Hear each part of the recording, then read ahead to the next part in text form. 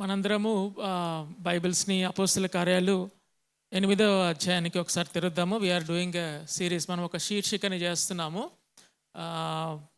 ఒక గత 3 వారాల నుంచి మనము ఈ యొక్క అధ్యాయాన్ని ధ్యానించుకుంటూ ఉన్నాము. అపోస్తుల కార్యాలు 8వ అధ్యాయము 26వ వచనం నుంచి 40వ వచనం వరకు. మన వాక్యంలోకి వెళ్ళక ముందు ఒకసారి ప్రార్థన చేసుకుందాం. ప్రేమ నమ్మకం గల మా ప్రియ పరలోకపు తండ్రి, ప్రభువా, మరి ఈరోజు మీ వాక్యం ధ్యానించుకోవటానికి మాకు ఇచ్చిన కృపకై వందనాలు. ప్రభువా, మేము మీ సన్నిధిలో ఉండుచుండగా పరిశుద్ధ ఆత్మదేవా, దేవా, మా హృదయంలోని లోతు విషయాలను తెలుసుకొని దేవా, మీ యొక్క వాక్యాన్ని మాకు అన్వయించుకునే విధంగా ప్రభువా మాకు అప్లై చేయమని మీ సన్నిధిలో ప్రార్థన చేసుకుంటున్నాం. ఈరోజు ప్రభువా, ఎటువంటి డిస్ట్రాక్షన్ లేకుండా, ఎటువంటి చీకటి శక్తుల ప్రమేయం లేకుండా మీ యొక్క పరిశుద్ధాత్మ దేవుని ప్రజెన్స్ని మా అందరికీ దయచేసి దేవా, మా యొక్క హృదయాల్ని తెరిచి, మా యొక్క మనసులను తెరిచి, మా జీవితాల్ని మార్చమని యేసుక్రీస్తు నామం పేట ప్రార్థించి అడిగి వేడుకొంచున్నాం తండ్రి, ఆమెన్. మనము గత 3 వారాల నుంచి ఈ యొక్క అధ్యాయాన్ని చదువుకుంటూ ఉన్నాము. అయితే just to give a recap for all of us. First ఆదివారం మనం ఏం నేర్చుకున్నామంటే ఇథియోపియన్ యూనక్, ఇథియోపియన్ నపుంసకుడి యొక్క లెన్స్లో నుంచి ఈ ప్యాసేజ్ని మనము చూసాము. దాంట్లో ముఖ్య విషయం మనం ఏం నేర్చుకున్నామంటే దేవుడు అందరినీ ఆహ్వానిస్తాడు, అందరినీ తన యొక్క రాజ్యంలోకి స్వీకరిస్తాడు అని చెప్పేసి నేర్చుకున్నాము. నపుంసకునికి 2 బలమైన అడ్డంకులు ఉన్నాయి. ఒకటేంటి అతడు అన్యుడు, ఇంకోటి అతడు నపుంసకుడు. అయినప్పటికీ దేవుడు అతన్ని దగ్గరికి చేర్చుకొని ఆయన దగ్గరికి వెళ్ళి ఆయనను ఆహ్వానించి, ఆయనను ఆకట్టుకొని, ఆయనను ఆకర్షించుకొని, ఆయనను హత్తుకొని తన రాజ్యంలోకి తీసుకున్నట్టు మనము చూస్తాము. ఈ యొక్క ధ్యానం చేసుకునేటప్పుడు నపుంసకుడు ఎలాంటి ఎమోషన్స్లో నుంచి వెళ్తూ ఉన్నాడు ఆ రథంలో ప్రయాణం చేస్తూ. ఎప్పుడైతే యెరూషలేముకి వెళ్ళాడో మనము ద్వితీయోపదేశ కాండం 23వ అధ్యాయం 1వ వచనం నుంచి ఎలా నపుంసకులకి, షండులకి దేవుని యొక్క ఆలయంలోకి, దేవుని యొక్క ఆరాధనలోకి ప్రవేశం లేదు. అయినప్పటికీ నపుంసకుడు వెళ్ళి ప్రయత్నం చేసి తిరిగి వస్తుండగా యెషయా గ్రంథం చదువుతుంటే యేసుక్రీస్తు యొక్క రక్షణ సువార్త ఫిలిప్పు ద్వారా దేవుడు ఎలాగా ఐథియోపియన్ని దర్శించాడో మనము చూస్తూ ఉన్నాము. ఇది ఫస్ట్ లెసన్ మనం నేర్చుకున్నాం. తర్వాత సెకండ్ లెసన్ ఏం నేర్చుకున్నామంటే మనము ఫిలిప్ యొక్క లెన్స్లో నుంచి మనము ఈ యొక్క పాఠభాగము చూసుకున్నాం అనమాట. ఫిలిప్లోని లెన్స్ నుంచి చూసుకున్నాం. ఫిలిప్ యొక్క లెన్స్లో చూసుకుంటున్నప్పుడు ఎలా దేవుడు ఫిలిప్ని ఒక రివైవల్ సిటీలో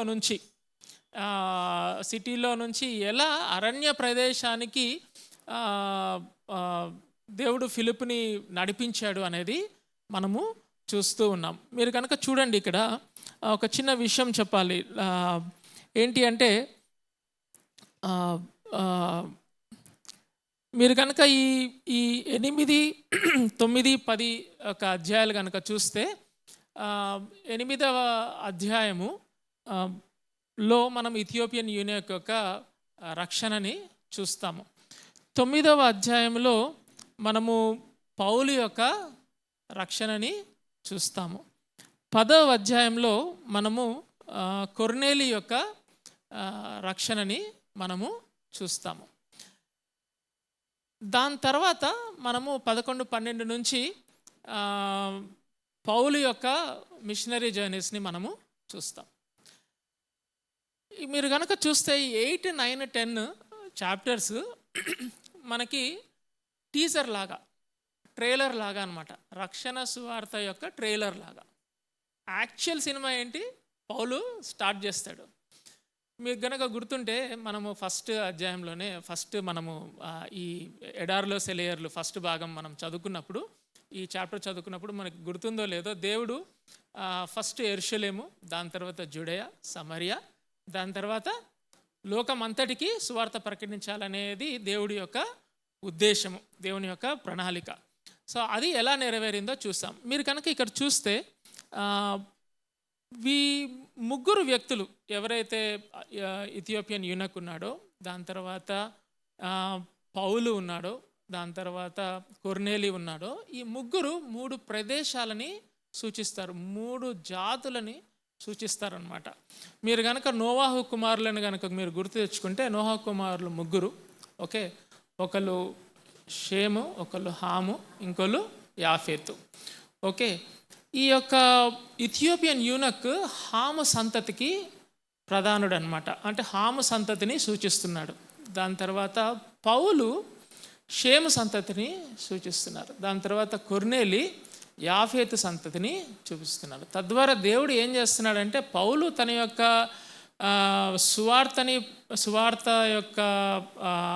సువార్తని ప్రకటించడానికి వెళ్ళక ముందే దేవుడు లోకమంతటికి ఈ ముగ్గురు జనాలకి రక్షణను తీసుకొచ్చి వాళ్ళని ఈ రక్షణ సువార్తకి ప్రధానులుగా పెట్టి వాళ్ళ ద్వారా మనము వాక్యము ప్రచురించినట్టు చూస్తాం. ఇది ఓన్లీ టీజర్ అనమాట, ఇది ఓన్లీ ట్రైలర్.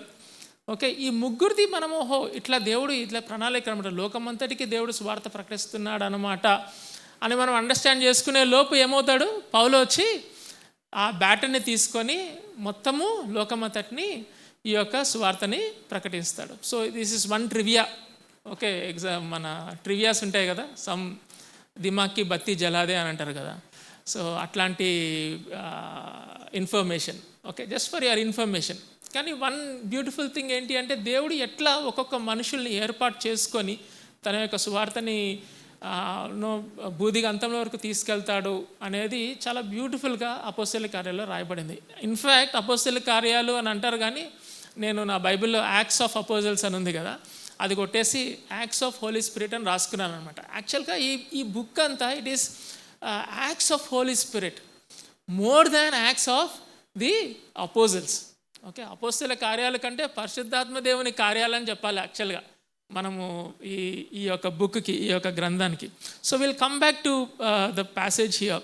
ఫిలిప్ గురించి మనం మాట్లాడుకునేటప్పుడు మీరు గమనిస్తే, ఫిలిప్ చాలా సమరయ్యలో ఒక రివైవల్ మూమెంట్ని లీడ్ చేస్తూ అనేక మందికి సంతోషకరమైన పరిస్థితులను చేకూరుస్తూ సువార్తను ప్రకటిస్తూ ఉండగా దేవుడి యొక్క కాల్ ఫిలిప్కి వస్తుంది అనమాట. వచ్చినప్పుడు ఫిలిప్ ఇన్స్టాంట్ ఒబీడియన్స్ చూపిస్తాడు. ఇన్స్టాంట్ ఒబీడియన్స్ చూపించి సమరయ్యకి వెళ్తాడు. గాజా అనే అరణ్య మార్గానికి వెళ్తాడు. కానీ గాజా అనే అరణ్య మార్గానికి వెళ్ళినప్పుడు అక్కడ ఒక్కని కోసమే వెళ్ళాడు. కానీ అక్కడ ఫిలిప్ అక్కడ ఉండలేదు. అక్కడి నుంచి మళ్ళీ అజోతుకు వచ్చాడు. అజోతు నుంచి మళ్ళీ ఎక్కడికి వెళ్ళాడు, అలా సువార్తను ప్రకటించుకుంటూ కైసరేకి వెళ్ళి స్థిరపడినట్టు ఉంది. కైసరే అంటే, Caesarea is a port city. It is a very very very flourishing city అనమాట Caesarea. It's a port city. ఇంకా అక్కడికి వెళ్తే మామూలుగా వైజాగ్ వెళ్ళిన వాళ్ళు నాకు తెలిసి లాస్ట్ టైం మన వసంత్ అన్న కూడా చెప్పినట్టున్నాడు, వైజాగ్కి వెళ్తే ఎవరు బయటికి రారు, because that is a port city. చాలా బ్యూటిఫుల్గా ఉంటుంది. ఓకే, అసలు అక్కడ నుంచి కదిలే ప్రసక్తే లేదు. మేము కూడా వెళ్ళినప్పుడు వైజాగ్కి ఇంకా ఇక్కడే రిటైర్మెంట్ ఏమో అని అనుకున్నాము. కానీ దేవుడు చాలా అనూహ్యంగా ఆశ్చర్యంగా అక్కడ నుంచి మమ్మల్ని మా కాళ్ళకి చక్రాలు పెట్టి ఇక్కడికి తీసుకొచ్చాడు, హైదరాబాద్కి తీసుకొచ్చాడు. సో ఇప్పుడు కూడా మేము అంటాం హైదరాబాద్లో ఎన్ని సంవత్సరాలు ఉంటాము అనేది కూడా దేవుడు తెలియదు మనకి. దేవుడు ఎట్లాంటి టైంలో ఎట్లాంటి పిలుపునిస్తాడో అనేది మనకి తెలియదు. సో ఎప్పుడు మనము ఒక దగ్గర స్థిరపడి ఉండాలి అని చెప్పేసి ప్రయత్నాలు చేయకూడదు. ఉండాలి, కానీ దేవుడు పిలిపిస్తే బయలుదేరటానికి మనము సిద్ధపడుతూ ఉండాలి. నాకు ఆశ్చర్యం అనిపించింది ఫిలిప్ దాంట్లో ఏంటి అంటే, దేవుడు ఎప్పుడైనా ఫిలిప్ని కైసరేకి తీసుకెళ్లాలనేది దేవుని ఉద్దేశము, కైసరేలో స్థిరపడాలనేది దేవుడి ఉద్దేశము. కానీ దేవుడు ఎట్లా తీసుకొచ్చాడంటే, యెరూషలేము నుంచి, యెరూషలేములో ఒక పర్సిక్యూషన్ని క్రియేట్ చేసి అక్కడి నుంచి సమరయాకి తీసుకొచ్చి, సమరయాలో ఒక గ్రేట్ రివైవల్ని తీసుకొస్తూ, సమరయాలో నుంచి లేదు ఇక్కడే కాదు అరణ్య ప్రదేశానికి వెళ్ళంటే అరణ్య ప్రదేశానికి వెళ్ళి ఇక్కడ ఒకళ్ళ కోసమే సింపుల్గా ఒక్కరికి సువార్త చెప్పి, దాని తర్వాత అక్కడి నుంచి మళ్ళీ కైసరులో స్థిరపడేంత వరకు there was moment every time. But this person called Philip was showing instant obedience. ప్రతి మాట్లాడకుండా ఇన్స్టాంట్ ఒబీడియన్స్ చూపి, దేవ ఇక్కడ ఉండమంటే ఇక్కడ ఉంటా, 100 మందికి చెప్పమంటే 100 మందికి చెప్తా, ఒకళ్ళు చెప్పమంటే ఒకళ్ళు చెప్తా. ఇక్కడ కాదు అరణ్య ప్రదేశం అంటే అరణ్య ప్రదేశానికి వెళ్తా, అక్కడ కాదు పోర్ట్ సిటీ అంటే పోర్ట్ సిటీకి వెళ్తా. అట్లా ఓపెన్గా you should have that open heart to receive God's commands and willing heart to obey God's commands. మీకు అర్థమవుతుంది అది? We should have open hearts to receive God's commands and we should also have willing hearts to obey God's commands. అప్పుడు ఏం చేస్తామంటే దేవుడు మనం అనుకుంటాము ఆ ప్రదేశంలోనే మనకి స్వస్థత, లేకపోతే ఆ ప్రదేశంలోనే మనకి అభివృద్ధి, ఆ ప్రదేశంలోనే మనం వర్ధిల్లుతామని అంటాం. కాదు, మనం ఆయనలో వర్ధిల్లుతాం. ఆయన ఎక్కడ తీసుకెళ్ళమంటే అక్కడ, ఏ ప్రదేశానికి తీసుకెళ్ళమంటే ఆ వర్ధిల్లటం ఎక్కడుంది? ఆయనలో ఉంది, ప్రదేశాల్లో లేదు. మీకు అర్థమవుతుంది కదా? ఫిలిప్ నుంచి ఆ యొక్క బ్యూటిఫుల్ లెసన్ మనం నేర్చుకుంటామన్నమాట. మనం వర్ధిల్లేది యేసుక్రీస్తులో. యేసుక్రీస్తు ఎక్కడికి వెళ్ళమంటే అక్కడికి వెళ్తాము, ఎక్కడ ఉండమంటే అక్కడ ఉంటాము, అక్కడ మనం వర్ధిల్లుతాం. మనం వర్ధిల్లుతుంది ఆ ప్రదేశం చేయబట్టి కాదు, కానీ మనం వర్ధిల్లుతుంది దేని చేయబట్టి? యేసుక్రీస్తులో ఉన్నాం కాబట్టి, యేసుక్రీస్తు యొక్క మాట విని మనం ప్రయాణం చేస్తూ మన యొక్క డెసిషన్స్ చేంజ్ చేసుకుంటున్నాం కాబట్టి మనం వర్ధిల్లటము ఆయనలో ఉంది. మీకు అర్థమవుతుంది ఇది? Okay, so that is what we learn from Philip. So instantly he obeyed God, and so much beautiful learnings that we have taken from Philip. Now today we will see this passage from God's lens. Okay, దేవుని యొక్క లెన్స్లో నుంచి ఈ ప్యాసేజ్ని చూస్తాం. మీరు ఒకసారి చూడండి. ఇదంతా మీరు కనుక ఒకసారి ఎప్పుడైనా మనం బైబిల్ చదివేటప్పుడు ఈగిల్స్ ఐ వ్యూలో కూడా చూడాలి. మనం ఫారెస్ట్లో ఎట్లా ఒక ట్రీ తర్వాత ఒక ట్రీ డీప్ డైవ్ అయిపోయి expository Bible study, inductive Bible study అని చెప్పేసి లోపలికి వెళ్ళి వర్డ్ని విభజించి దాని యొక్క గ్రీకు, దాని యొక్క హీబ్రూ, దాని యొక్క మొత్తం స్టడీ చేస్తామో, కొన్నిసార్లు ఈగిల్ లాగా పైకి వెళ్ళాలి, పైకి వెళ్ళి పైనుంచి కూడా చూడాలి. మీరు కనుక ఈ ప్యాసేజ్ని అట్లా ఈగిల్స్ ఐ వ్యూ పాయింట్లో నుంచి కనుక చూస్తే అసలు దేవుడు లేకుండా ఈ ప్యాసేజ్లో ఏది జరగలేదు. ఈ ప్యాసేజ్కి అసలు నాంది ఏంటి అంటే దేవుడు. ఓకే, ఎలా చెప్తున్నారన్నా అంటే మీరు చూడండి, 26వ వచనంలోనే ఉంది, ప్రభువు దూత so and so so and so so and so. Okay, ఆ ప్రభువు దూత గనక వచ్చి ఫిలిప్కి ఆ యొక్క సందేశము, లేకపోతే ఆ యొక్క ఇన్స్ట్రక్షను, లేకపోతే ఆ యొక్క గైడెన్స్ కనుక ఇవ్వకపోతే అసలు ఇదంతా జరిగేది కాదు. ఏమై ఉండేది ఇదంతా? ప్రభు దూతే కనుక ఫిలిప్కి రాకపోయి ఉంటే ఏమై ఉండేదంటే, ఫిలిప్ సమరయలోనే ఉండేవాడు. ఫిలిప్ ఎక్కడుండేవాడు? సమరయలోనే ఉండేవాడు. ఆ రివైవల్ అంతా హ్యాండిల్ చేసేవాడు, సక్సెస్ఫుల్గా హ్యాండిల్ చేసేవాడు. సో అంతవరకు జరిగేది. రెండో విషయం ఏం జరిగేది అంటే, ఇథియోపియన్ యూనక్ ఏం చేసేవాడు? అదే డిస్టార్టెడ్ ఆ యొక్క డిస్ట్రాట్ సిట్యుయేషన్లో ఏం చేసేవాడు? యెరూషలేములో తను వర్షిప్ చేసుకోలేకపోయాడు కాబట్టి అక్కడి నుంచి ప్రయాణం చేసి గాజాకి వెళ్ళిపోయేవాడు. సాదా సీదాగా జరిగిపోయేటివి, ఎటువంటి మసాలా లేకుండా, ఎటువంటి హడావుడి లేకుండా, ఎటువంటి నో డ్రామా లేకుండా సింపుల్గా జరిగిపోయేటి. ఎవరు వాళ్ళ ప్లేసుల్లో సెటిల్ అయిపోయేవాళ్ళు. కానీ దేవుడు ఏం చేశాడంటే, మీరు గమనించండి, ఇక్కడ దేవుడు ఏం చేశాడంటే ఫిలిప్ను చూశాడు ఒక పక్కన, ఇటు పక్కన ఏం చూశాడంటే ఒక ఐథియోపియుడు యెరూషలేము నుంచి గాజాకి వెళ్ళటము చూశాడు. చూసి ఈ ఐథియోపియుని యొక్క హృదయాన్ని చూశాడు. చూసి అరే, he is very very near to God's kingdom, he is very very near to the gospel. ఇంకా అంతే, ఇంకా కొంచెం ఎవరన్నా వచ్చి ఏం చేయాలి? చెయ్యి పట్టుకొని ఒక అడుగు వేయించాలి, అంతే. ఇథియోపియన్కి ఏం చేయించాలి? ఆ చెయ్యి పట్టుకొని ఒక అడుగు వేయించాలి.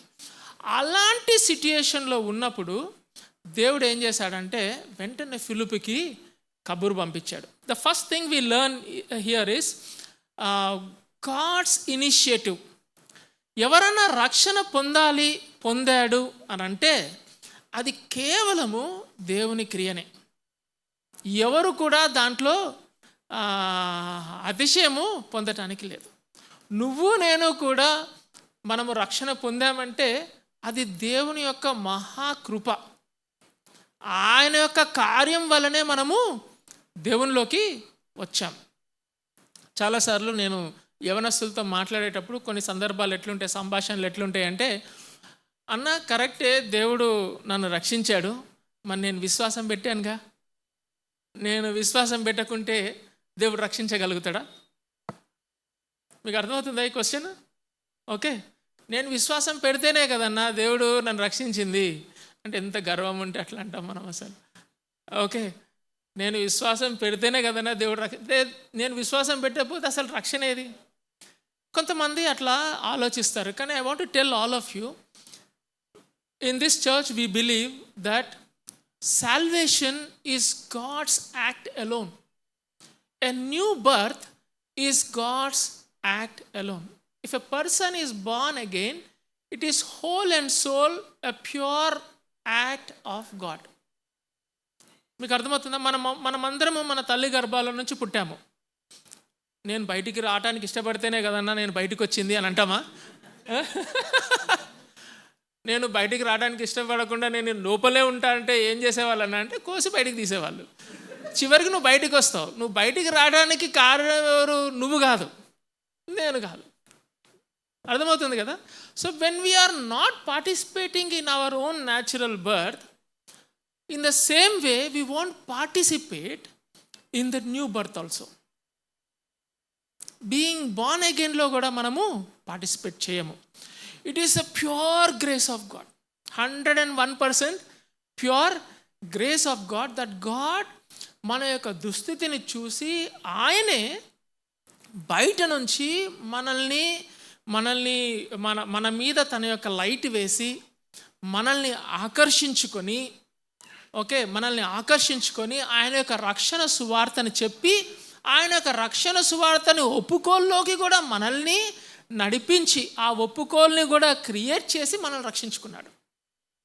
అందుకనే యేసుక్రీస్తు లూకాసు వార్త 19:10 ఏమంటాడంటే, నేను నశించిన దానిని వెదకి రక్షించుటకు ఈ లోకంలోకి వచ్చానని అన్నాడు. నశించిన దానిని ఏంటి? నశించిన దానిని, అప్పుడప్పుడు పుడుతున్న దానిని కాదు, నశించిన దానిని వెదకి రక్షించటానికి నేను ఈ లోకంలోకి వచ్చాను అన్నట్లు. Just imagine that words into Ethiopian eunuchs context. Ethiopian eunuch is on his journey back to Gaza, but who searched, who sought, ఎవరు వెతికారు ఇథియోపియన్ యూనక్ని? దేవుడు. ఆయన నశించిపోతున్నాడు, ఆయన దేవుని రాజ్యానికి ఒక స్టెప్ దూరంలో ఉన్నాడు. చాలామంది ఆ ఒక్క స్టెప్ వేయడానికి కొన్ని సంవత్సరాలు తీసుకుంటారు. అక్కడే ఉన్నాడు అనుకుంటే అక్కడ రాడు. ఓకే, ఆ దగ్గరలో ఉన్నప్పుడు దేవుడే ఆయనని వెదకి ఒక మనిషిని పంపించాడు. మనిషిని పంపించి రక్షించుకున్నాడు. మీరు గమనిస్తున్నారా? It is God's initiative. ఎవరన్నా రక్షణ పొందాలంటే అది దేవుని యొక్క ఇనిషియేటివే, ఇంకా ఎవరి వల్ల ఇనిషియేటివ్ కాదది. దాని తర్వాత మీరు ఇట్ ఈస్ గాడ్స్ ఇనిషియేటివ్. మీరు ఒకసారి కనుక 2వ దినవృత్తాంతములు ఒకసారి చూడండి. 2వ దినవృత్తాంతములు 16వ అధ్యాయము. ఎవరైనా చదువుతారా? 2వ దినవృత్తాంతములు 16వ అధ్యాయము. ఒకసారి బైబిల్ తీయండి.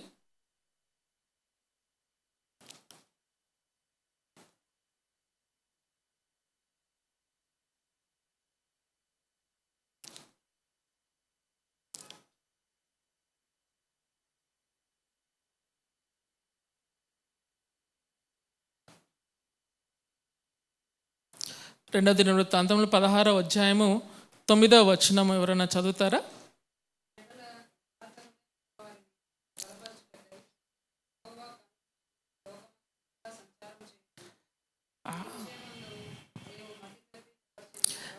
చాలక 2వ దినవృత్తాంతం 16వ అధ్యాయం 9వ వచనం, తన ఎడల యథార్థ హృదయము గలవారిని బలపరచుటకై యెహోవా కనుదృష్టి లోకమందంతటా సంచారము చేయుచున్నదంట.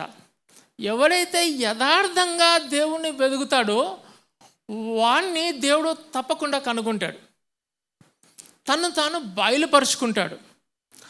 ఆయన తను తాను బయలుపరుచుకుంటున్నాడు కాబట్టి మనం ఆయనని కనుగొనగలుగుతున్నాం. మీకు అర్థమవుతుందా? ఆయన తను తాను బయలుపరుచుకుంటున్నాడు కాబట్టి మనము ఆయనని కనుగొనగలుగుతున్నాం. దేవుడు ఇక్కడ ఏమంటున్నాడంటే, దేవుడు అంట ఎల్లప్పుడూ దేవుడు ఏం చేస్తూ ఉంటాడంటే, ఈ లోకంలో ఎవడి హృదయం యథార్థంగా ఉందా అని చెప్పేసి దేవుని కళ్ళు సంచారం చేస్తూ ఉంటాయంట. ఓకే, అలా సంచారం చేస్తూ ఉండంగా ఎవడన్నా కనుగొన్నాడు అనుకోండి యథార్థంగా ఉండి, వానికి తాను బయలుపరుచుకుంటాడంట. మళ్ళీ you bring this verse in to Ethiopian eunuchs situation. Ethiopian eunuch ఆ యొక్క యెషయా గ్రంథాన్ని చదువుతూ ఉంటే యథార్థంగా వెతుకుతున్నాడు. ఎటువంటి ఏమంటారంటే ఎటువంటి సెల్ఫిష్ అంబిషన్ లేకుండా, ఎటువంటి కుతంత్రం లేకుండా చాలా ప్లెయిన్గా అసలు ఈయన ఎవరు గురించి రాయబడింది, ఈ గ్రంథంలో ఎవరి గురించి మాట్లాడుతున్నాడు ఆథర్ అని చెప్పేసి సందిగ్ధంలో ఉంటాడు. అలా జెన్యూన్గా వెతికే వాళ్ళని దేవుడు ఎప్పుడూ కనుగొంటాడు, పట్టుకుంటాడు వాళ్ళని. దేవుడు ఎప్పుడు పట్టుకుంటాడు. అంతేకాకుండా దేవుడు ఏం చేస్తాడంటే, ఒకసారి మీరు యాకోబు పత్రిక 4వ అధ్యాయం 8వ వచనంలో కనుక చూస్తే, మీరు దేవుని దగ్గరికి రండి, ఆయన మీ దగ్గరికి వస్తాడని ఉంటుంది. సింపుల్ వర్షన్ కదా, draw near to him, he will draw near to you. Okay, so that atmosphere where you have a genuine heart to search God, to seek God, God will definitely reveal himself to you. ఇది salvation ఒక్కటే కాదు, రక్షణ విషయంలో ఒక్కటే కాదు, మన అనుదిన decision మేకింగ్స్లో కూడా మీరు యథార్థంగా దేవుని దగ్గరికి వచ్చి, దేవా నాకు ఈరోజు ఇటువంటి సిట్యుయేషన్ వచ్చింది, ఇక్కడ నాకు ఏంటి నెక్స్ట్ మూవ్ అనేది నాకు అర్థం కావట్లేదు, దేవా మరి నువ్వు నాకు హెల్ప్ చేయవా అని నువ్వు యథార్థంగా అడిగితే దేవుడు ఖచ్చితంగా, బైబిల్లో ఉంది చాలా ఎగ్జాంపుల్స్ ఉన్నాయి, ఎవడైతే యథార్థంగా అడిగాడో వాళ్ళకి ఖచ్చితంగా దేవుడు తన యొక్క ప్రణాళికని చూపిస్తాడు. Okay, so this is God's initiative అని మనం చూస్తున్నాం.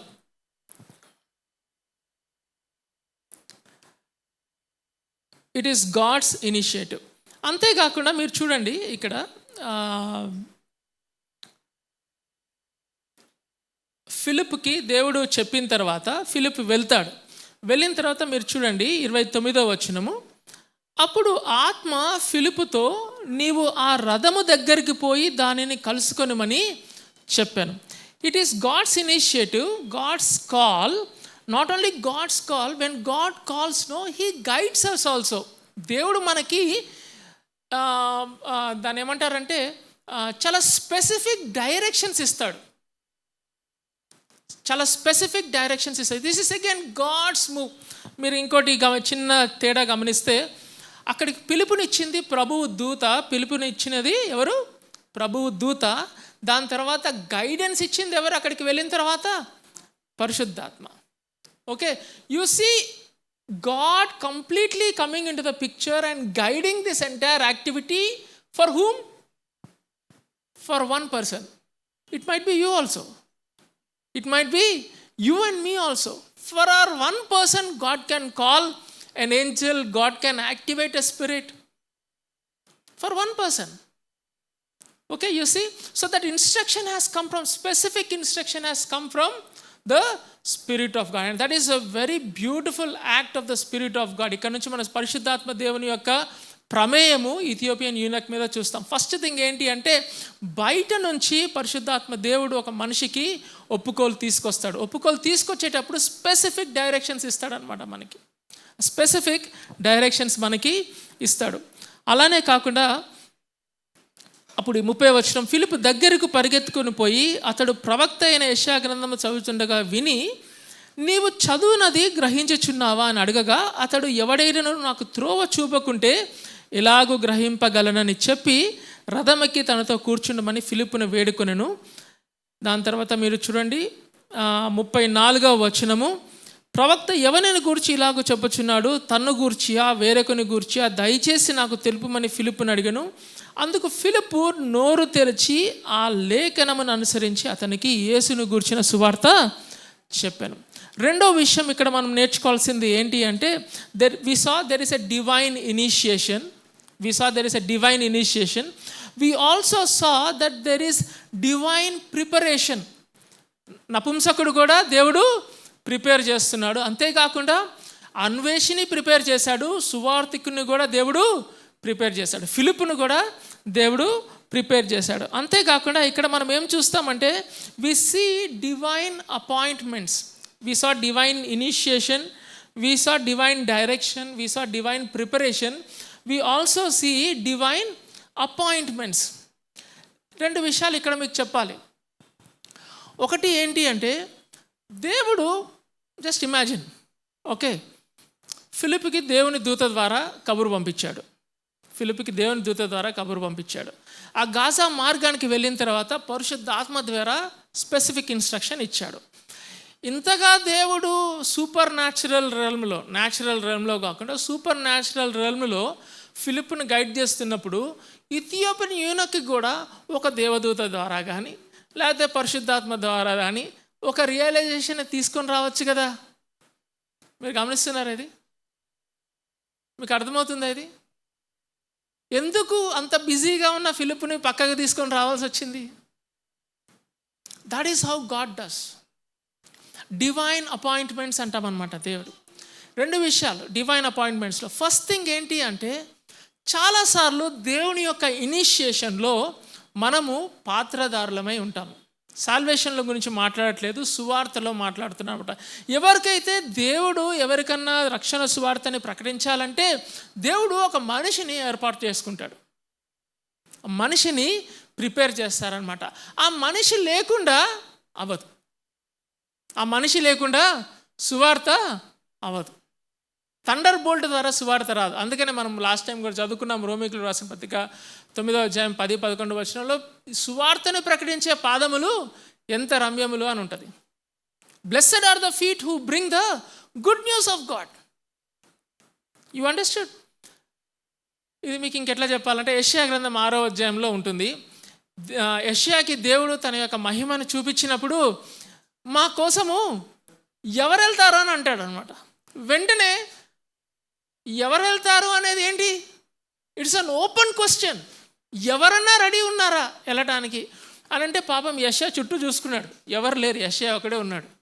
బాబు దేవా నేను వెళ్తానని చెప్పాడు అనమాట. ఒక్కరున్నా కానీ దేవుడు అదే ప్రశ్న అడుగుతాడు, నా కోసము ఎవరు వెళ్తారు అని అడుగుతారు. అడిగినప్పుడు మన దగ్గర నుంచి సమాధానం రావాలి. గుంపు ఉందనుకోండి, గుంపులో కాల్ వచ్చింది అనుకోండి, నా కోసం ఎవరు వెళ్తారు, నా సువార్త ఎవరు ప్రకటిస్తారు అని గుంపులో కాల్ వచ్చింది అనుకోండి, చాలామంది చాలా హ్యాపీ ఫీల్ అవుతాం. మనసు ఎక్కువగా అంటే కంగారు పడదు, ఎందుకంటే మనకి కాదులే, పక్కనోడోడో దేవుడు ప్రేరేపించినోడు చేయలేపుతాడు, నిలబడతాడు, వాడు వెళ్తాడు అని అనుకుంటాం. కానీ ఒకడే ఉన్నప్పుడు మా ప్రశ్న వచ్చింది అనుకోండి. యెషయాకి అదే జరిగింది. యెషయా దగ్గర 10 మంది లేరు, ఒకడే ఉన్నాడు. ఒకడే ఉన్నప్పుడు కూడా దేవుడు అదే ప్రశ్న అడుగుతున్నాడు, ఏంటి నా కోసము ఎవరు వెళ్తారు, సువార్తని ఎవరు ప్రకటిస్తారని అన్నప్పుడు యెషయా వెంటనే నేను వెళ్తానంటాడు. అది దేవునికి కావాలి. ఎందుకు ఆ ప్రశ్న వస్తుందంటే నీ దగ్గర నుంచి నా దగ్గర నుంచి ఆ విల్లింగ్నెస్ రావాలి. దేవుడు మనల్ని సువార్త ప్రకటించడానికి తోయడు. మీకు స్టోరీ తెలుసు కదా, ఎవడో ఒకడు మునిగిపోతుంటే దుంకి రక్షిస్తాడు, అందరూ చప్పట్లు కొడతారు, నువ్వు గ్రేట్, నువ్వు కరేజియస్ అంటే ఫస్ట్ నన్ను ఎవరు ముందుకు దోసిందో చెప్పండి అని అంటారు కదా. ఈ జోక్ తెలుసు కదా మీకు, అందరూ సుపరిచయమైన జోకే. ఇది కూడా అంతే. దేవుడు ఎప్పుడు సువార్త ప్రకటించడానికి మనల్ని తోయడు. He won't force us to preach the gospel. We have to willingly come forward to preach the gospel. మనము మన యొక్క కన్సెంట్ సైన్ చేసి, మన కన్సెంట్ ఇచ్చి మనము ముందుకు రావడానికి దేవుడు ఇష్టపడతాడు. నువ్వు హెసిటేట్ చేస్తున్నావు అనుకోండి, నువ్వు హెసిటేట్ చేస్తుంటే దేవుడు 100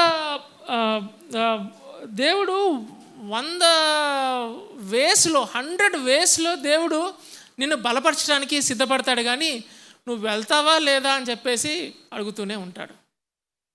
మీకు అర్థమవుతుంది అది? ఇది మనము మోషేలో చూస్తాం. మోషే ఆ బర్నింగ్ బుష్ దగ్గర ఎన్ని ఎక్స్క్యూజెస్ ఉంటాయి, మోషే దగ్గర ఎన్ని ఎక్స్క్యూజెస్ ఉంటాయి.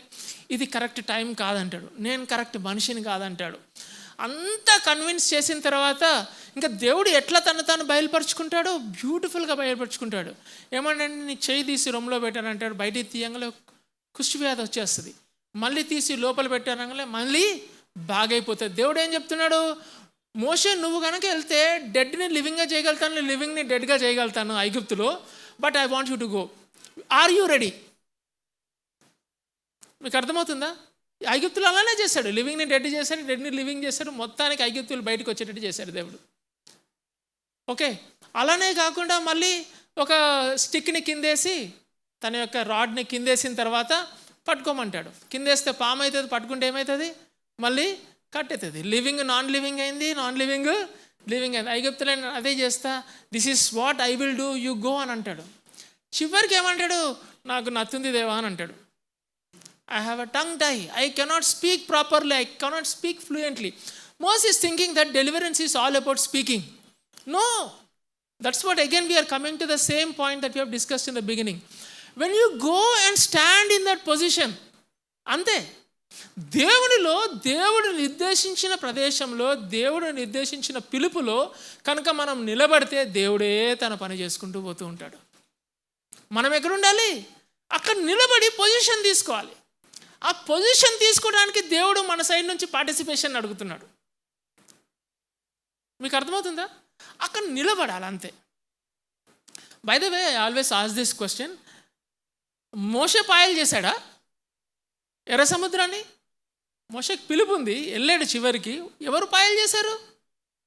దేవుడు పాయలు చేశాడు. మనందరం మోషే పాయలు చేస్తాం అనుకుంటాం, సండే స్కూల్లో అదే చెప్తున్నట్టున్నారు. ఓకే, మోషే పాయలు చేయలేదు. మోషే ఏం చేశాడంటే అక్కడ నిలబడ్డాడు. దేవుని పిలుపులో అక్కడ నిలబడి, మోషే నాన్న నీ టైం వచ్చింది, ఇప్పుడు నువ్వు నీ దగ్గర ఉన్న స్టాఫ్ తీసి ఆ ఎర్ర సముద్రం వైపు చాపు అన్నప్పుడు చాపాడు అంతే. ఆ చాపడం బట్టి ఏమైంది అంటే దేవుడు ఒక ఈస్ట్ విండ్ని క్రియేట్ చేసి ఆ ఎర్ర సముద్రాన్ని పాయలుగా చేశాడు. యాక్చువల్గా ఎర్ర సముద్రం పాయలైంది ఒక ఈస్ట్ విండ్ ద్వారా. తూర్పు నుంచి ఒక బలమైన గాలి వచ్చి ఆ యొక్క ఎర్ర సముద్రాన్ని 2 పాయలుగా చేసింది. దేవుని కార్యం అది. మీకు అర్థమవుతుందా? కానీ అక్కడ నిలబడింది ఎవరు? Moses. You understood what I'm saying? Human participation. Divine అపాయింట్మెంట్స్లో the first point is that you and I have to participate, will participate, and that is a blessing my dear church when you stand there. It's a blessing when we stand there. దేవా నా దగ్గర శక్తి ఏం లేదు దేవా, అసలు I'm incompetent, అసలు ఉన్న పనేంది, అసలు నా యొక్క ప్రొఫైల్ ఏంటి, లేకపోతే నా యొక్క రెజ్యూమే ఏంటి, అసలు పొంతనే లేదు దేవా అన్నా. కానీ దేవుడు కనుక నీకు ఆ ఉద్యోగం ఇచ్చి నిన్ను అక్కడ పెట్టి ఉంటే, దేవుడు కర్ర చాపమన్నప్పుడు నువ్వు చాపాలి. పాయలు చేసేదేవుడు దేవుడు. మీకు అర్థమవుతుంది కదా? ఫిలిప్ అదే చేశాడు. దేవా ఇంత పెద్ద మినిస్ట్రీ ఉంది దేవా, ఈ మినిస్ట్రీ అంతా వదిలిపెట్టి ఒక్కడి కోసం నన్ను అక్కడికి వెళ్ళమంటావా దేవా అంటే వెళ్ళమన్నాడు. వెళ్ళాడు. మనం అట్లా ఆలోచించుకుంటున్నాం. ఫిలిప్ అసలు అట్లాంటి ఆలోచన కూడా లేదు ఫిలిప్కి. వెళ్ళాలా దేవా, ఓకే టాటా బై బై అన్నాడు. మళ్ళీ సమరయ వైపుకే వెళ్ళలేదు. చూసారా, సమరయ వైపుకే వెళ్ళాడు.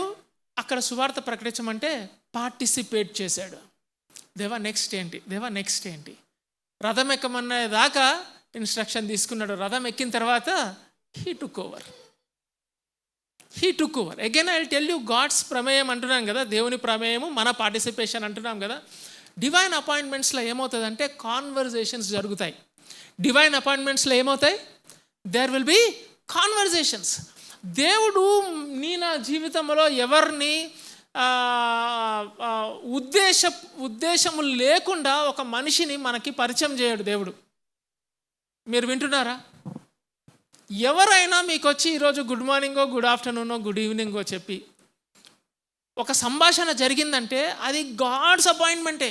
ఎందుకు అన్న అంత ఖచ్చితంగా చెప్తున్నావు అంటే అది నువ్వు దేవుడు బిడ్డవు కాబట్టి, నువ్వు మార్నింగ్ దేవుడికి నిన్ను సమర్పించుకున్నావు కాబట్టి. నువ్వు వెళ్ళి మీట్ అయ్యే ప్రతి వ్యక్తి it's a divine appointment. And there is something that God wants you to do with that appointment. ఫిలిప్కి అదే జరిగింది. It's a divine appointment. In divine appointments there are divine conversations that will happen. And the conversation between Philip and Ethiopian eunuch మధ్య conversation ఏంటి అంటే it is a so divine conversation. Why I'm calling అన్న ప్రతిదానికి మీరు divine divine divine అంటున్నారు అనకండి. I mean every word, because అది divine conversation. ఎందుకు అంటే మీరు గమనించండి, ఎక్కడ again Philip is a vessel మాత్రమే. కార్యము చేసేవాడు దేవుడు, ఫిలిప్ ఎవరు? కేవలం ఒక వెజల్ అంతే. దేవుని చేతిలో ఒక పనిముట్టు. మీకు అర్థమవుతుందా? దేవుని చేతిలో ఒక పనిముట్టు. ఫిలిప్ వెళ్ళి ఏం చేశాడంటే, నువ్వు చదువుతున్నది నీకు అర్థమవుతుందా అంటే ఇథియోపియన్ యూనక్ అన్నాడు, నాకు అర్థం కావట్లేదు, నాకు ఎవరైనా చెప్తే కానీ నాకు ఎట్లా అర్థమవుతుంది? That is the dilemma of a sinner before he becomes a saint. How can I know Christ unless and until God reveals himself to me? That is a monergistic action that we have. You understood? That's a monergistic action. We have only God alone saves us. So Philip is having a conversation. అన్నప్పుడు Philip అన్నాడు, వెంటనే మీరు చూడండి బైబిల్లో ఏముందంటే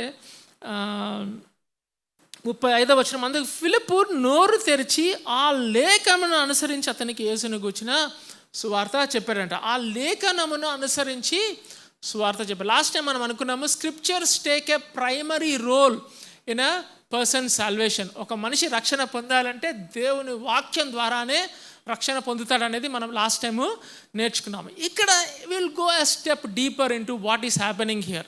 Philip ఏం చేశాడంటే ఆ యొక్క యెషయా గ్రంథంలోని యొక్క 53వ అధ్యాయంలో 6, 7, 8 వచనాల్లో నుంచి ఫిలిప్ ఏం చేశాడు? యేసును గూర్చిన సువార్తని చెప్పడానికి ప్రయత్నం చేశాడు. అలా ఫిలిప్ చెప్పాలంటే పరిశుద్ధాత్మ దేవుని సహాయం లేకుండా ఎవరు చెప్పలేరు. మీకు అర్థమవుతుంది? ఇది దేవుని సహాయం లేకుండా ఒక వాక్యంలో నుంచి యేసుక్రీస్తు గూర్చిన సువార్తని ఇంటర్ప్రిట్ చేయలేం, మన శక్తి వల్ల కాదు. ఇది మీకు కొంచెం అండర్స్టాండ్ అయ్యే విధంగా ఎలా చెప్పాలంటే దేర్స్ ఎ స్మాల్ స్టోరీ. ఒకసారి నేను మెడిసిన్లో ఉన్నప్పుడు వన్ ఆఫ్ అవర్ ఫ్రెండ్స్ ఒకసారి ఏమైందంటే she got admitted in hospital అనమాట. మేము సండే చర్చ్ అయిపోయిన తర్వాత వీ కేమ్ టు హాస్టల్కి వచ్చిన తర్వాత అక్కడ ఒక చిన్న పేపర్ స్టిక్ చేసింది నోటీస్ బోర్డులో, హాస్టల్ నోటీస్ బోర్డులో.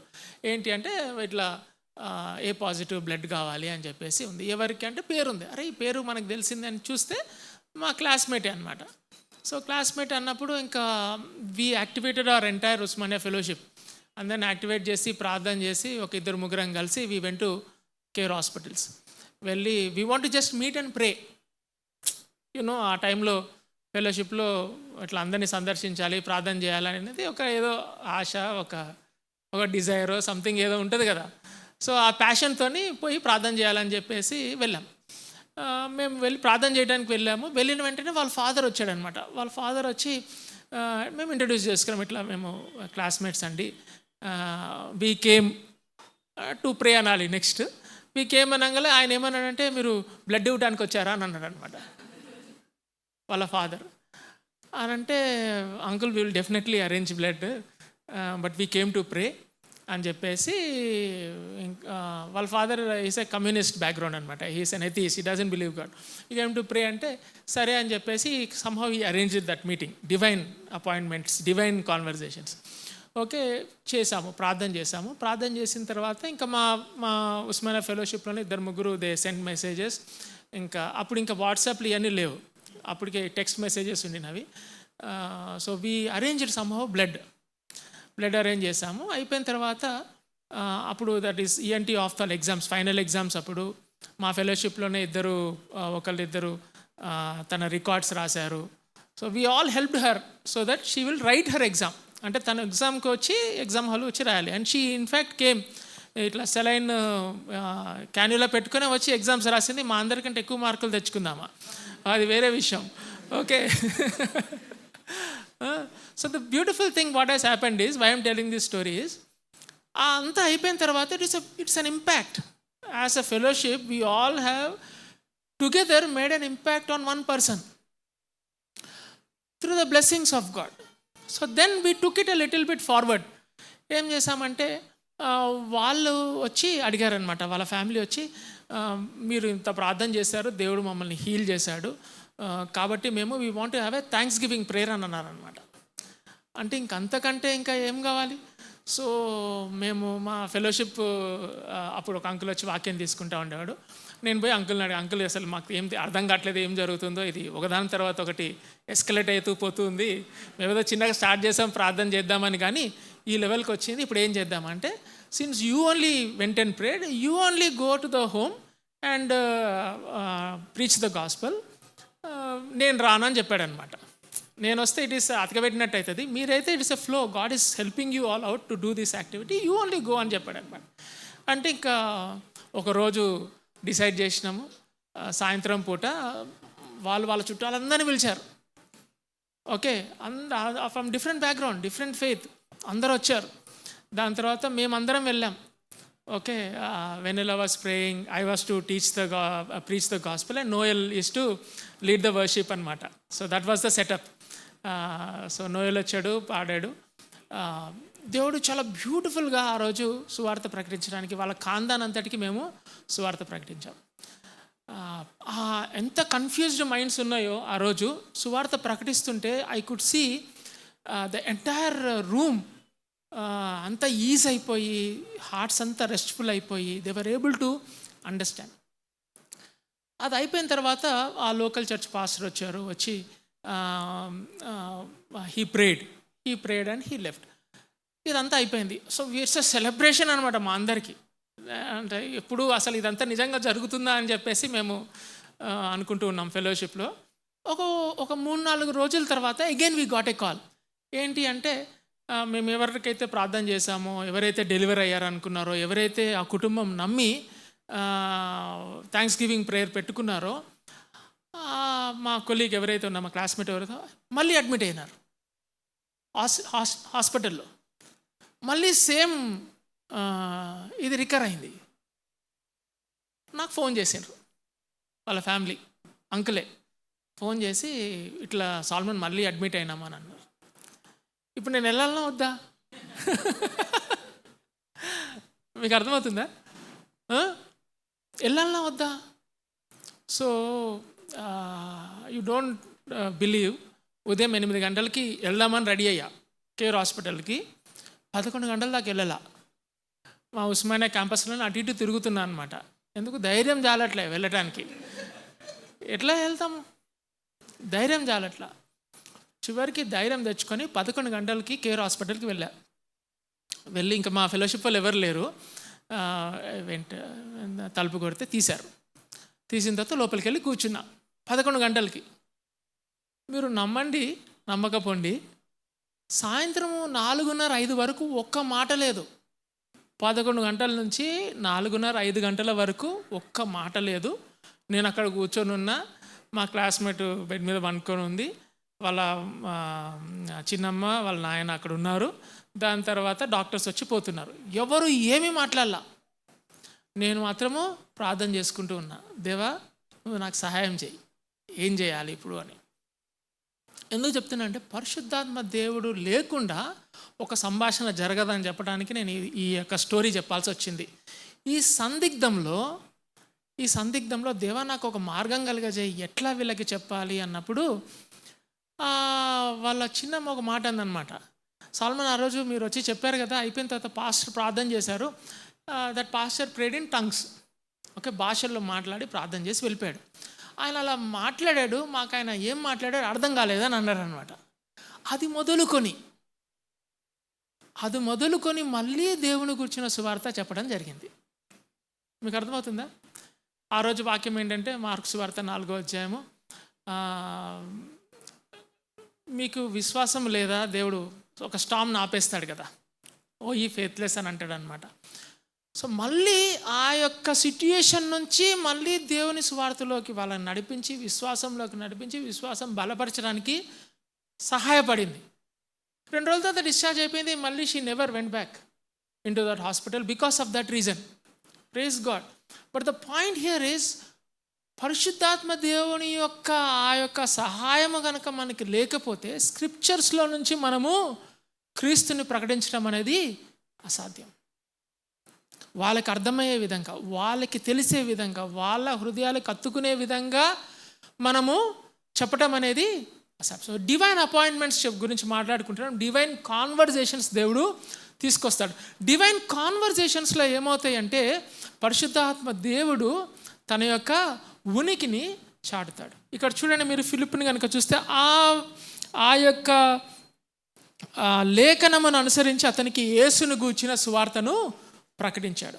నెక్స్ట్ థింగ్ ఏంటి అంటే, ఇక్కడ పరిశుద్ధాత్మ దేవుడు ఎందుకు వస్తాడంటే, ఇక్కడ అలా ఫిలిప్పు అలా చెప్తున్నప్పుడు పరిశుద్ధాత్మ దేవుడు ఏం చేస్తాడంటే, మీరు కనుక యోహాను సువార్త 14వ అధ్యాయం 6వ వచనంలో కనుక 4, 5, 6 వచనాలు కనుక ఆయన ఈ లోకంలోకి వచ్చి ఈ లోకంలో అంట మన పాపముల నిమిత్తము ఒప్పుకోలు కలుగజేస్తాడంట. ఓకే, అలా ఒప్పుకోలు కలుగజేసేది ఎవడు? పరిశుద్ధాత్మ దేవుడే. మళ్ళీ ఫిలిప్ ఎందుకన్నా మరి వెళ్ళింది? ఫిలిప్కి క్రెడిట్ ఏమి ఇవ్వరా అంటే, ఫిలిప్ క్రెడిట్ ఏంటి అంటే హీ వాస్ ఒబీడియంట్. మీకు అర్థమవుతుందా? He is a vessel where God is using. కానీ కార్యసిద్ధి కలగజేస్తున్న వాడు ఎవడు? దేవుడు. ఎలా అయితే మోషే అక్కడ నిలబడి చేయి చాపాడో, కర్ర చాపాడో, పాయలు చేసింది ఎవరు? దేవుడు పాయలు చేస్తాడో, ఇక్కడ కూడా అంతే. మనం వెళ్ళి రక్షణ సువార్త చెప్తున్నాం కాబట్టి మనల్ని దేవుడు వెజల్స్గా ఉపయోగించుకొని దేవుడు పరిశుద్ధాత్మ ద్వారా తన కార్యాన్ని చేస్తాడు. మీకు ఇది అర్థమవుతుందా? So this is the second thing where we see a divine appointments or divine conversations. Next thing ఏంటి అంటే, it is a divine timing. Okay, again అన్న మీరు కావాల్సి వచ్చి మాటికి మీరు డివైన్ అంటండి. There is again a reason అనమాట, డివైన్ టైమింగ్. డివైన్ టైమింగ్ ఎందుకు అంటే, మీరు మళ్ళీ గమనించండి, రివైండ్ చేయండి. ఫిలిప్ వెళ్ళేసరికి ఆ రథం దగ్గరికి ఈయన ఏం చదువుతున్నాడు? ఇథియోపియన్ ఈయనకు యెషయా గ్రంథము ఎప్పటి నుంచో చదువుతున్నాడు. కానీ 53వ అధ్యాయము కరెక్ట్గా ఆ సర్వెంట్ సాంగ్లో ఆ యొక్క యేసుక్రీస్తు గురించిన వాక్యాలు చదువుతుండగా ఫిలిప్ అక్కడికి వెళ్ళడం జరిగింది. మీకు అర్థమవుతుందా? ఫిలిప్ అక్కడికి వెళ్ళాడు. It's a timing. It is a divine timing. Philip ఎప్పుడైనా రావచ్చు కదా, కానీ దేవుడు పిలుపువటము, ఆ ఇన్స్టెంట్ ఒబీడియన్స్లో ఆ వెళ్ళటము, it is all divine timing. ఇంకెక్కడైనా చూస్తారా మీరు దేవుని వాక్యంలో డివైన్ టైమింగ్? మీకు ఏమైనా గుర్తుందా? లాజరస్ దగ్గర మనం డివైన్ టైమింగ్ చూస్తామన్నమాట. లాజరస్ దగ్గర నుంచి కబురు వస్తుంది, కానీ యేసుక్రీస్తు ఏం చేస్తాడు? ఆగిపోతాడు, వెళ్ళడు. 2 రోజులు ఆగుతాడు, ఆగి వెళ్తాడు. నువ్వు వచ్చింది లేట్ అయింది యేసుక్రీస్తు అని చెప్పేసి మరి అంటే యేసుక్రీస్తు ఏమంటాడు? అసలు దాని గురించి పట్టించుకోడు. It's all is happening because there is a resurrection that is going to have. God is going to be glorified. It's always a timing. కరెక్ట్గా ఈ టైంకి ఎందుకు జరిగిందని అంటే దానికి ఒక ఉంటుంది, దానికి ఒక ప్రణాళిక ఉంటుంది. We have to trust that timing. Philip obedience చూపించాడు కాబట్టి ఆ డివైన్ టైమింగ్లో ఏమైంది అంటే ఆ కాన్వర్జేషన్ జరిగింది.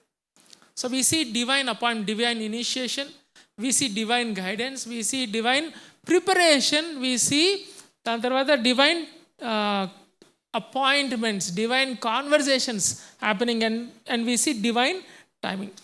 The last thing that we see here is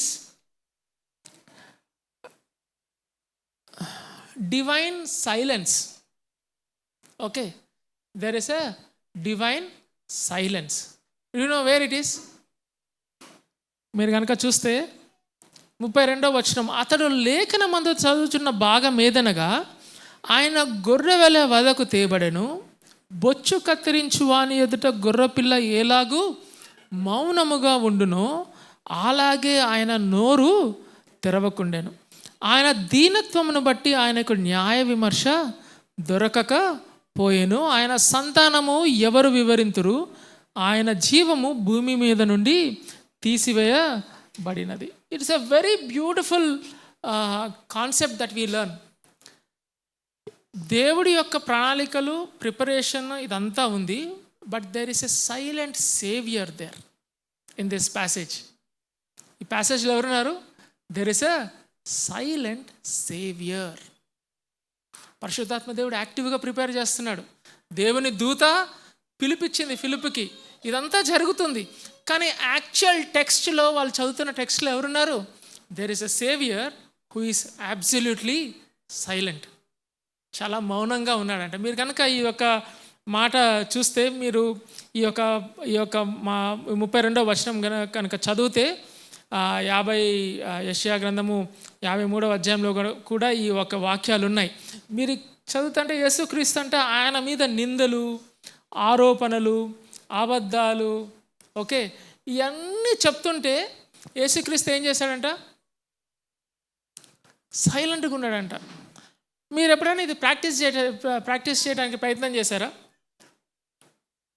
ఎప్పుడన్నా ఇట్లా మీ మీద నిందలు, ఆరోపణలు అంటే it is all audible. You are hearing in front of everyone. మిమ్మల్ని సీక్రెట్గా పక్కకు పిలిచి రూమ్లో ఎవరైనా తిడితే దులుపుకొని వెళ్ళిపోతాం. పోనీలే, మా ఇద్దరి మధ్యలో జరిగింది, ఇది డివైన్ అపాయింట్మెంటో కాదో మనకు తెలియదు, డివైన్ కాన్వర్జేషన్ ఎట్లనో కాదని చెప్పేసి దులుపుకొని వెళ్ళిపోతాం.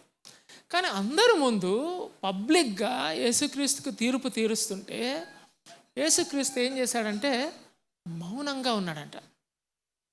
ఆయన మీద అబద్ధ ఆరోపణలు వేస్తూ, ఆయన మీద అపోహలు సృష్టించి, దాని తర్వాత అన్యాయపు తీర్పులు తీర్చి, దౌర్జన్యం చేస్తూ, నిందలు వేస్తూ, ఆరోపణలు వేస్తూ ఉంటే యేసుక్రీస్తు మౌనంగా ఉన్నాడంట. ఇది ఒకసారి మనం ప్రాక్టీస్ చేయాలి నిజంగా.